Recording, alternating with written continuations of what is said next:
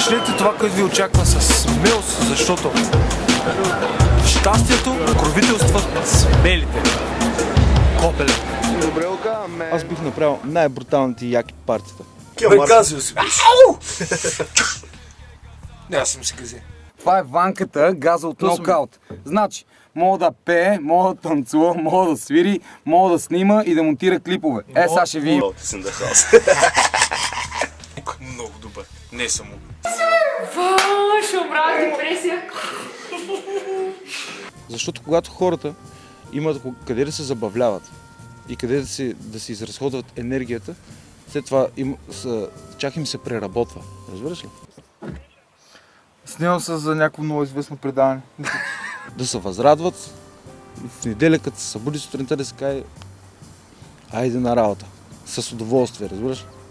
Ване, пия като риба всеки ден, а хората наоколо по-пияни и обмен калитари. Ще носят потечение и избрали нещо пак не то разбрали. Диви канали докато нокаут, истината прани. Слушай отворени на 4 по 4, пазете се запави камаза, така че разчистете.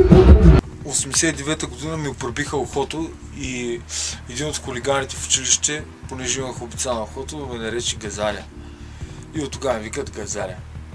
Когато считаш, че рапърът не е музикант и не му отдаваш необходимото внимание за да се подготви, тогава се получават тези цепки. Проблематична среща между неподходящи хора 10-те години. Ти как в училище се намерим? Само злодей. Искам да кажа, че първото парче, което записахме, края му беше, когато Ванката отвърташе две жички и уредбата спираше да записва. Госпожо директор, може ли ние да сме втора група в училището?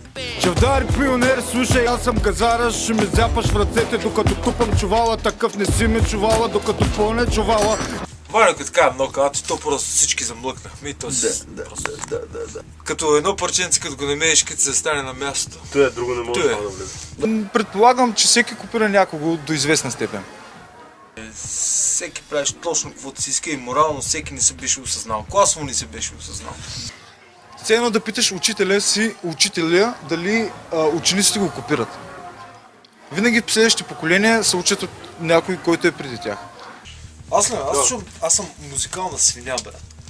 Аз имам локмен и всичко, което ми влезе в локмена, го слушам. От бургаската фракция влизаме в акция. Здраво се държим, не симулираме щастие. Не дължи обяснение за моето поведение. Загасем осветлението с кофти намерение. Легендарен представител на моето поколение. Парадоксално явление между ангел и изчадие. Значи сега, битмейкъри. Значи най-добрият битмейкър на света съм аз. Това е от колаборацията между това да усетиш какво раперът иска да каже, как да го каже, интонационната среда, да го вкараш в играта и да му направиш кадърния бит и да го накълцаш. Това е добрият битмейкър. Човек, който прави битове, за да ги шътне 12 бара и да вземе $14, това не са битмейкъри. Геополитика, народопсихология, състрадания и въобще емоционалния статус на определена група хора, в кавички нация или там. Брат, искам да имам силата да се въздържа, когато искам да нокаутирам някой. Кълна се. Сега ще ти представя западната част и източната част.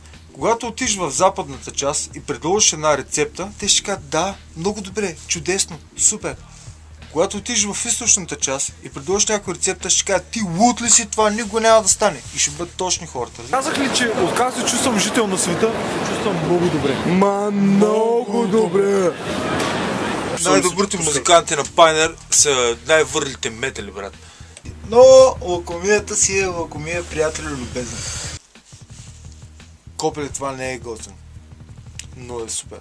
И момент, задръж камерата на мен. Предпочитам да умра изправен, отколкото да живея на колене, разбираш? Кълна се в това нещо. Няма нищо лошо в това да има награди. Но би било чудесно да видим какво правят останалите хора по света. Като хип-хоп продукция, за да може да се мерим. Малко поне да се мерим, за да не ставаме смешни. Това беше нашата пресечна точка.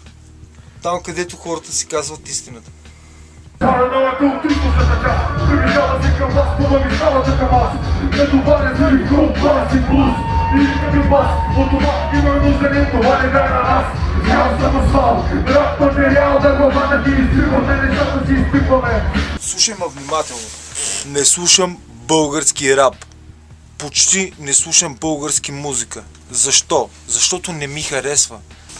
Това, ако искаш, не го записвай. Аз съм много изискан в това отношение и обичам в Walkman ми да слушам нещо, което ми харесва. Не ги деля на тоси на оня, но копеле, брат, снимай тук.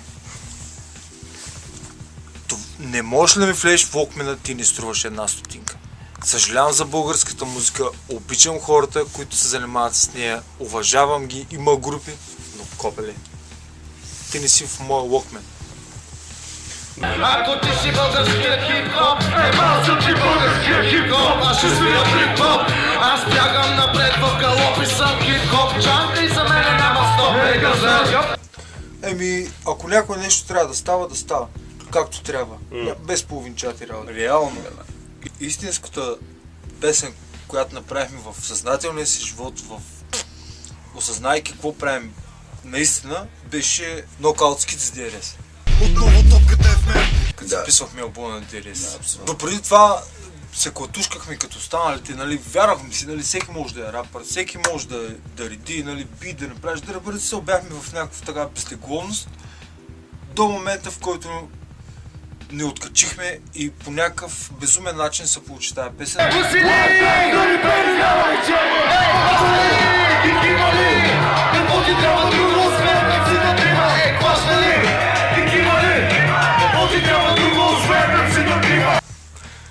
Аз искам да благодаря на Гайдата, на Жорката, на Митака, на Систера, на всичките малечета, където си останаха, които успяха да удържат цялата работа в ръце и да продължат да дъднат за това, за което става въпрос, без да могат за секунда да се прекършат. Това е уникално. Това е уникално за мен. Защото времето се тече, брат. Вчера бяхме 20, днес сме 30, утре 40, 50, 60, 70, 80, 100, 120, 130, 140, 150. Whatever. Брат, това е сериозна работа. Това не е шега работа. Да мога да се държиш на това, което си. Тук съм, защото не се ради едно малко сладурче. Не бъдете слабохарактерни, не бъдете бледи, не бъдете сиви пред съдбата. Артисти да се раждат. Да кипи култура. Представя ми страшната част, идваме на вас.